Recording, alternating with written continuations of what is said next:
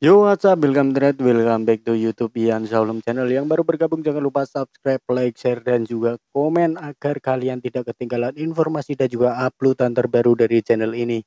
Oke, dan saya doakan buat kalian yang bergabung semoga senantiasa diberikan kesehatan, kelancaran, serta kemurahan dalam mencari rezeki, guys.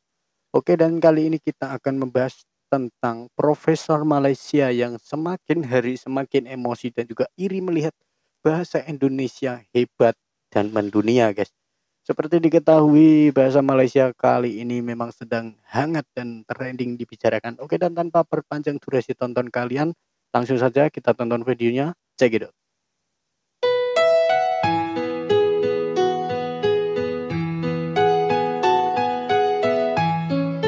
Frustasi, guys, lihat Indonesia. Negara Indonesia berbangsa satu, bangsa Indonesia, dan berbahasa yang satu, bahasa Indonesia. Tapi akarnya itu diambil dari bahasa Melayu. Persatuan alam Melayu dipecah belahkan oleh penjajah.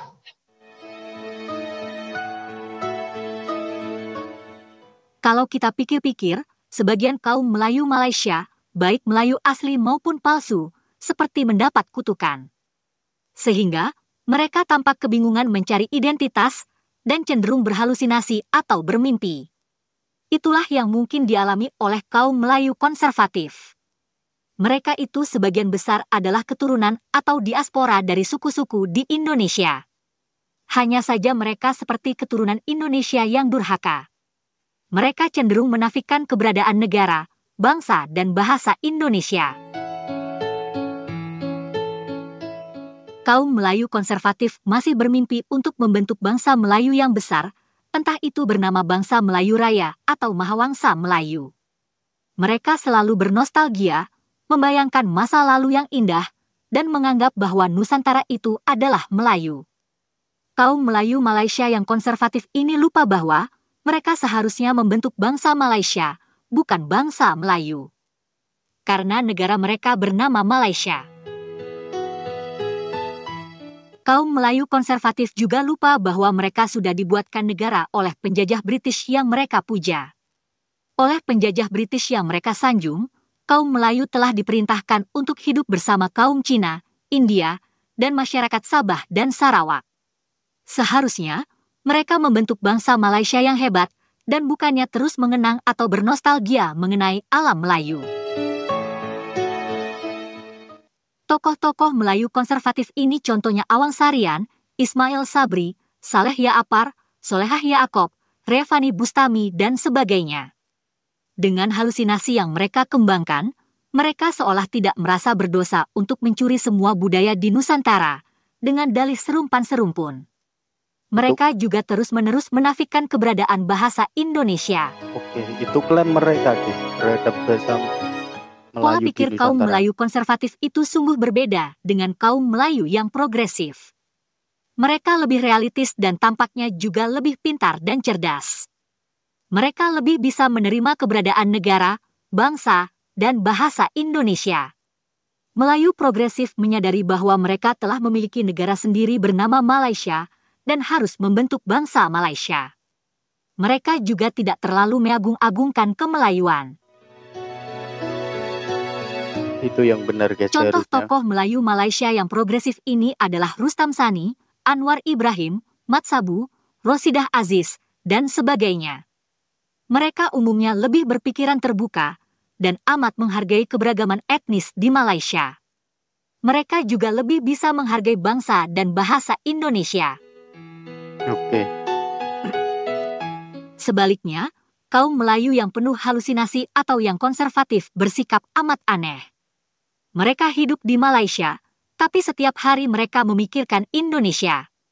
Mereka sering stres, frustasi, bahkan iri terhadap Indonesia. Kaum Melayu konservatif semakin pening setelah bahasa Indonesia resmi mendunia, dan bangsa Indonesia kian kuat dan hebat. Video berikut ini menggambarkan frustasinya tokoh Melayu konservatif. InsyaAllah Sultan Bangsa Johor akan menjadi. Kadang-kadang orang tanya mengapa anda mengatakan anda bangsa Johor. Saya itulah diisytiharkan oleh Sultan saya. Jadi saya adalah bangsa Johor. Jadi saya katakan bahawa sistem beraja satu bertonggak tamadun negara, tamadun bangsa yang tak boleh dirubah. Kalau dirubah, satu pancang akan runtuh dan itu akan menggugat kestabilan negara. Dan menyaksikan bagaimana walaupun dia kata raja berkelembagaan, tetapi dengan wewenang, dengan budi bicara dan kewibawaan sultan, maka berapa krisis atau kemudian politik itu dapat diatasi. Kita menyaksikan beberapa tahun yang lampau timbul masalah. Sekarang ini harap tak ada masalah lagi lah. Dalam tempoh yang singkat 4 orang Perdana Menteri, itu sebagian diselesaikan oleh Yang Pemangku dengan sistem syura, rundingan pemusyawaratan dengan raja-raja lain. Maka diambil keputusan untuk menyelesaikan kemudian politik yang kalau dibiarkan pada orang politik itu tidak selesai. Dalam soal ini saya menyaksikan bagaimana raja-raja Melayu memberikan semangat besar dalam kestabilan politik di negara Malaysia. Dan di sini saya kira perlu juga kita menelusuri bagaimana kesultanan yang wujud dalam zaman Surat Sebab. Itu sudah berakar pada satu sistem pra-Islam. Dan ini juga satu fakta yang kadang-kadang dilupakan orang. Jadi yang penting Islam baru atau Melayu itu telah wujud abad ke-7. Lebih awal sudah wujud, tapi yang dirakam dan tulisan itu dapat ke-7. Jadi bagi mereka yang menidakkan mereka itu Melayu dalam konteks ini Melayu yang bersifat cultural, bukan Melayu etnik semata-mata. Betul lah, Melayu itu soal darah, tapi Melayu dalam pahaman sejarah tamadun kita itu sudah bersifat tamadun. Maka etnik-etnik yang bukan Melayu bernaung di bawah konsep Melayu. Baik, Bugis ada tulisan sendiri, Serang ada bahasa sendiri, ratusan sekarang 700 lebih etnik di alam Melayu, khususnya di Indonesia. Tapi pada satu waktu semua mengaku sebagai orang Melayu, walaupun bukan berdarah Melayu. Ini impiannya saya kira harus dijelmakan semula supaya tak timbul masalah kata negara kami bukan negara Melayu, tak masuk dalam empire Melayu ataupun tak masuk dalam konteks alam Melayu. Dan sekarang makin nyari suara begitu dalam kalangan sahabat-sahabat kita di sebuah negara kita. Dan saya dalam konteks ini memang kali dikritik teruk kerana bagi saya ini bukan soal saya, kerana ini sarjana ratusan tahun dahulu sudah boleh begitu. Saya hanya menyambung dan meneruskan hakikatnya itu. Jadi bukti saja mengapa waktu itu tidak lagi perlu Indonesia, nama Indonesia rasmi baru muncul pada tahun 1928 untuk mengisi Sumpah Pemuda bernegara yang satu, negara Indonesia, berbangsa satu, bangsa Indonesia, dan berbahasa yang satu, bahasa Indonesia. Tapi akarnya itu diambil dari bahasa Melayu. Jadi Melayu dalam tulisan-tulisan yang terbit pra Sumpah Pemuda itu semua ditulis Melayu dengan ejaan Belanda, M-E-L-O-J-O-E, Melayu. Tak, waktu itu memang tak ada istilah Indonesia. Ini hakikat sejarah yang memang sukar diterima oleh rakan-rakan kita sebagian di negara itu. Tapi saya hanya katakan, saya merakam, catat apa yang wujud dalam fakta sejarah. Jadi ini saya contoh. Icing sini mencatat nama Melayu waktu itu yang menggambarkan keseluruhan kehidupan alam Melayu. Terus ini. Dan saya cerita ini berjadi panjang pula kerana sentimen dan emosi saya agak naik sikit tentang soal ini. Begitulah pola pikir tokoh Melayu konservatif. Mungkin karena negara Malaysia dibuatkan oleh penjajah British, mereka seperti kurang paham mengenai konsep negara bangsa. Kaum Melayu Malaysia ini masih memikirkan mengenai bahasa sekaligus bangsa Melayu yang besar dan hebat, padahal semua itu hanya ilusi. Mereka berpikir mengenai masa lalu sebelum era penjajahan. Padahal zaman sudah berubah. Dan mereka pun sudah dibuatkan negara sendiri oleh British. Indonesia membentuk bangsa yang besar lewat perjuangan. Tapi kaum Melayu Malaysia yang konservatif ini hanya menangisi nasib mereka setiap hari, seperti yang diungkapkan oleh Awang Sarian pada laman Facebooknya. Mungkin, Awang menangis karena Melayu Malaysia hanya menjadi kaum yang kecil dan kerdil. Lalu, Awang menyalahkan penjajah, yakni Inggris dan Belanda, yang telah memecah belah Nusantara. Awang juga tetap mengharapkan Melayu Raya bersatu dan jangan berpisah. Pola pikir ini sebetulnya sungguh lucu. Yang memisahkan Nusantara bukanlah penjajah, melainkan kaum Melayu Malaysia dan raja-raja Melayu di Malaysia sendiri. Oke. Awang seharusnya menyalahkan pemimpin Melayu Malaysia dan raja-raja Melayu yang telah berkhianat pada Nusantara, yang khianat pada gagasan Melayu Raya atau Indonesia Raya.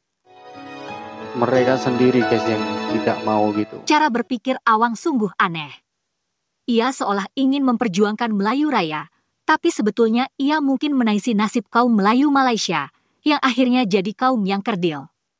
Dan tangisan itu juga ia sampaikan beberapa hari sebelumnya dalam acara di Singapura tadi. Yuk kita lanjut lagi. Oke. Tragedi perpecahan alam Melayu Raya. Usah kau ungkit keturunan leluhurku, karena aku senantiasa sadar keberadaanku dan leluhurku di alam Melayu Raya. Tepat ratusan puak menghuni sejak zaman pentas Sunda. Oke, dan itu tadi adalah tanggapan dan juga emosional dari Profesor Malaysia. Dan sudah kita lihat tadi dari Ustadz kayaknya ini ya, Ustadz Yahya Hamid, yang juga menyampaikan kalau seharusnya memang Malaysia itu harusnya bersatu guys, dan jangan sampai mengalami perpecahan di alam Melayu Raya gitu, agar mereka bisa seperti Indonesia yang memakai bahasa persatuan, bahasa Indonesia gitu guys. Dan mereka juga sangat iri ketika bahasa Indonesia masuk di UNESCO kayak gitu guys. Mereka mengajukan saja bahasa Melayu itu sudah kalah dengan Indonesia gitu guys. Mereka inginnya bahasa Melayu itu jadi bahasa kedua di UNESCO. Tapi kenyataannya memang Indonesia lah yang punya kamus dari bahasa Indonesia, dan digunakan 270 juta lebih orang itu guys di sini, dan itu menjadikannya kuat akan bahasa tersebut. Oke, dan buat kalian yang punya komentar atau opini-opini lain, tulis saja di kolom komentar. Kita nanti juga bisa berdiskusi di sana, dan jangan lupa like, komen, dan subscribe, serta bagikan video ini ke teman kalian agar teman kalian dan kalian juga bisa saling beropini tentang hal tersebut serta menjaga persatuan Indonesia. Oke, sekian dari saya. Wassalamualaikum warahmatullahi wabarakatuh.